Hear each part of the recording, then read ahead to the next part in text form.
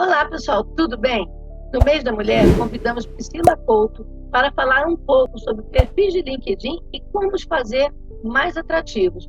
Priscila é estrategista de carreira e tornou seu perfil no LinkedIn numa vitrine incrível, com mais de 79 mil seguidores, e lançou a newsletter Papo de Impacto, com mais de 21 mil assinantes. É Top Voice Carreira, eleita uma das 10 melhores especialistas de carreira do Brasil. Creator oficial formada pelo LinkedIn, palestrante e escritora. Tem 15 anos de experiência em gestão de pessoas e recrutamento e nos últimos 5 anos contribuiu para a evolução da carreira de mais de 300 profissionais. Tudo bom, Priscila? Tudo bem, Angélica. Prazer estar aqui com você nesse período tão importante, né? É Falando verdade.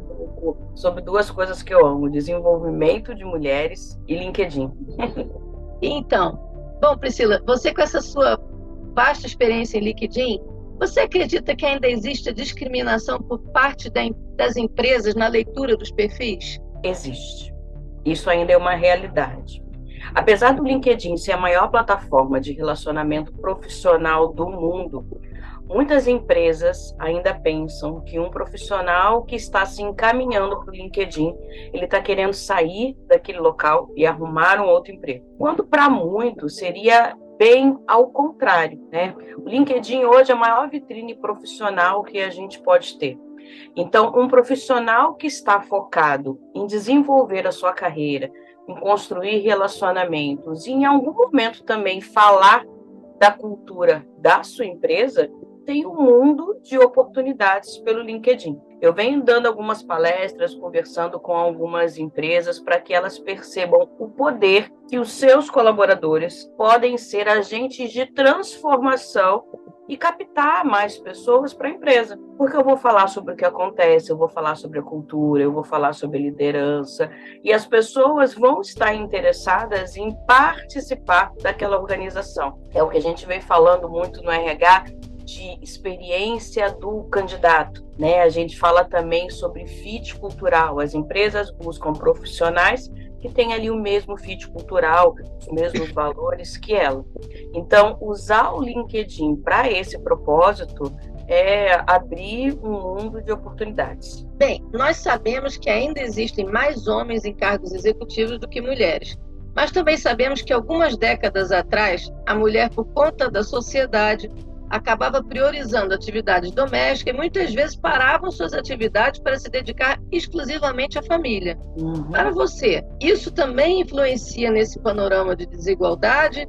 Você acha que agora que as atividades estão divididas, tende a dividir também isso? Tende a ter uma progressão nesses cargos? Eu espero que mude, né, Angélica? A gente veio de uma educação onde a mulher, ela nasceu e foi criada para servir o outro, e esse outro é pai, irmão, marido, família, seja quem for, e procriar. Nós não tínhamos esse protagonismo, vamos assim dizer, na sociedade, de que eu também posso ajudar a sustentar a casa, de que eu posso construir a minha carreira, de que eu posso estudar. A abertura de muitas coisas para a gente é muito recente. Votar, poder viajar, e em algumas culturas a mulher ainda nem pode fazer isso.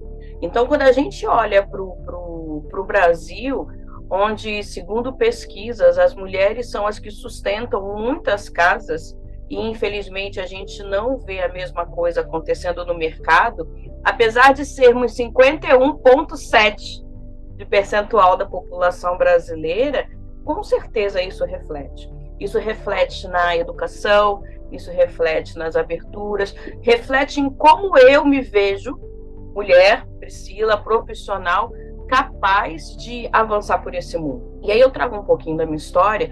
Eu fui mãe aos 21 anos, eu estava fazendo faculdade e eu parei minha faculdade, né? Parei na metade. E levei 8 anos para voltar novamente. E não era por falta de opção, não. A gente começou a olhar outras prioridades dentro da família e a faculdade ela sempre ia ficando em segundo plano, até que eu me formei praticamente 10 anos depois. E quando eu olho para outros movimentos, muitas mulheres ainda não se sentem iguais em relação aos homens para competir em cargos ou atividades. A gente tem muita síndrome da impostora.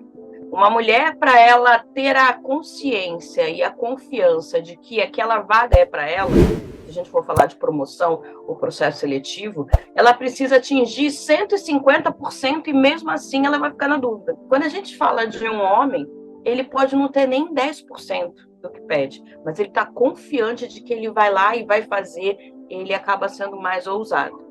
Então, eu percebo que o mundo está mudando. Eu tenho 2 meninas hoje, uma de 25, que já é mãe, e uma de 20, que está na metade da faculdade, e a visão delas para o mundo é diferente. Tem limite? Não, não tem limite. Eu posso chegar aonde eu quiser, mesmo que eu escolha uma profissão que ela pode ser masculinizada. E para essas mulheres que pararam o tempo durante a maternidade, o que elas devem fazer para que esse tempo não vire um buraco negro no seu currículo ou no seu perfil do LinkedIn? Olha, isso é complicado para muitas mulheres, hein? Ter que escolher entre a maternidade e a carreira é muito penoso. A gente não deveria ter que escolher, devia ser junto, similar, porque a mulher, a gente tem uma coisa muito importante de que a gente tem o dom de prover a vida, sensacional, mas quando a gente não está fazendo isso, a gente também tem um dom inigualável de prover projetos fantásticos, e as empresas perdem por isso. É que cada um sabe a sua necessidade, e eu não julgo em nenhum momento mulheres que optaram por não estar no mercado para cuidar dos seus filhos. E para você perceber, Angélica, como as coisas já estão mudando, o próprio LinkedIn, quando você coloca as suas atividades, as suas experiências, ele criou um espaço de pausas de carreira, onde você pode sinalizar o tempo que você ficou na maternidade, cuidando às vezes dos seus pais que estavam doentes, um período sabático que você precisou retirar. Então ele dá mais de 10 opções para que você tenha que justificar essa sua pausa na carreira, para você entender como o mundo começa a mudar, e a gente precisa quebrar um pouco isso. Agora, tem 2 pontos que a gente precisa avaliar, é o seguinte: o fato de você estar se dedicando à maternidade não quer dizer que você está 100% fora do seu mercado. Eu conheço mulheres que ficaram fora do mercado pelos 4 primeiros anos dos filhos, mas estavam sempre em movimento, interagindo, estudando, acompanhando as tendências, estando sempre on, dentro de onde ela podia, para ter ciência de como a sua área de atuação estava se desenvolvendo, para quando ela pudesse voltar. E tem um outro público, que são também as mulheres que se dedicam exclusivamente aos filhos e não ficam atualizadas. Nesses casos, há uma diferença grande no mercado para absorver essas mulheres. E não existe certo ou errado. A questão é, no momento que eu volto para o mercado, eu preciso avaliar quanto que eu estou aderente para concorrer àquelas vagas, os cargos que eu já tenho, e também buscar formas. Hoje tudo é muito online, é muito mais fácil a gente poder estudar, aprender e consumir conteúdo para que eu atualize um pouco mais rápido e eu possa voltar para o mercado sem nenhum problema. É mais difícil? É. O mercado, as empresas, eles já olham para as mães de um jeito muito pesado? Sim, mas na minha visão, a nossa preocupação tem que ser para aquelas empresas que valorizam. Esse ano de 2023, para mim, começou com um sucesso enorme. Uma cliente minha, aos 42 anos de idade, entrou numa das maiores empresas que ela tinha sonho de trabalhar. E sabe qual é o mais mágico disso, Angélica? Ela está grávida. Esse mês ela completa 5 meses de idade. 5 meses da gestação. E quando ela descobriu, ela já estava nesse processo de mudança, ela avisou o gestor da vaga e ele falou assim, não tem problema nenhum em relação a isso. E ela é uma área bem masculinizada, porque ela fala de telecom. Então, é possível. Existem empresas que estão focadas em ter o melhor profissional. Se a gente vai dar um stand-by, no momento que a gente engravida, tá tudo bem.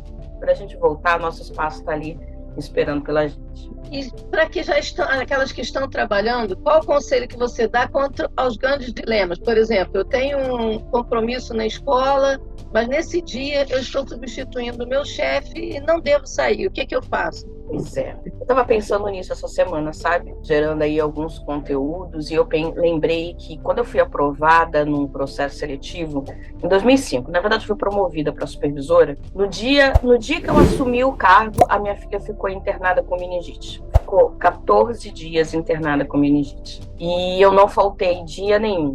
Eu me dividia, eu trabalhava em um horário um pouco diferente, eu tive um chefe que foi fantástico, e ele dizia para mim todos os dias, você tem o direito de ficar com a sua filha. Eu falava, enquanto der, enquanto eu tiver alguém para poder me substituir, eu faço. E eu fiz todo esse movimento.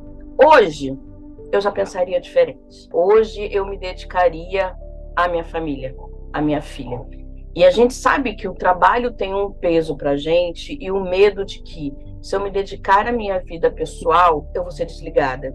E eu preciso desse trabalho. Só que quando é o inverso, Angélica, a empresa não pensa no que você fez quando ela tem que te desligar. Então, eu sempre digo que o combinado nunca sai caro. Então, certo é, senta com o teu líder, entende o quanto que ele pode te ajudar, explique a situação, veja se de repente você pode ter a facilidade de trabalhar de home office, você pode sair mais cedo, e se nada disso for possível, a mulher tem que pensar no que é importante para ela hoje. Eu não faria hoje a mesma coisa que eu fiz com a minha filha, eu teria parado os 14 dias, e teria ficado com ela no hospital. E aí a gente precisa entender qual é a nossa prioridade, sem medo e sem culpa. De uma forma geral, que dicas você dá para se construir um perfil de sucesso no LinkedIn?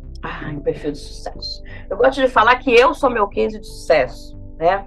Eu trabalhei no mercado corporativo durante 20 anos, fui desligada aos 40 anos, e a gente entende que o mercado, a partir dos 35, já não quer mais profissionais, o que é um absurdo, e eu perdi minha identidade profissional, eu não conseguia me achar, eu senti muita raiva, era a primeira vez que eu tinha sido desligado, desde 2000, eu comecei a trabalhar em 96, 2017 eu fui desligada, e depois que eu coloquei a minha cabeça, meus sentimentos em ordem, eu fui para o LinkedIn com o mesmo pensamento que todo mundo vai, vou para o LinkedIn porque lá é um local de buscar emprego. E eu descobri um outro universo, outras coisas que eu poderia fazer com o meu conhecimento, com a minha experiência e com o que eu fazia, né? Hoje, quando eu converso com algumas pessoas, ex-funcionários praticamente, eles dizem assim, Priscila, tu já era mentora e nem sabia na época, você não tinha esse nome. Então, eu usei o LinkedIn, Angélica, para ser o meu escritório de negócios. Tá? Eu entendi como a rede funcionava, eu entendi o que era importante. Em agosto de 2018, eu optei por não voltar mais para o mercado, e foi quando eu abri a minha consultoria. Então, 3 coisas para mim foram primordiais. Primeiro, a ousadia de me jogar do penhasco sem pensar se eu teria paraquedas para me segurar, que é até o capítulo do livro que eu lancei. Segundo, networking era muito importante, então eu queria conhecer o máximo de pessoas possíveis e eu comecei a fazer Rio e São Paulo, abordar as pessoas no LinkedIn, como você faz isso, que me ensina, quem você pode me ajudar, quem você me indica, eu estou fazendo isso, pô, a gente pode fazer uma live. Então o networking para mim foi sensacional. E a disciplina, porque no início você não tem muito resultado. E qual é o normal que a gente faz? Putz, não estou tendo resultado, vou desistir, vou esmorecer. Mas não, eu continuei.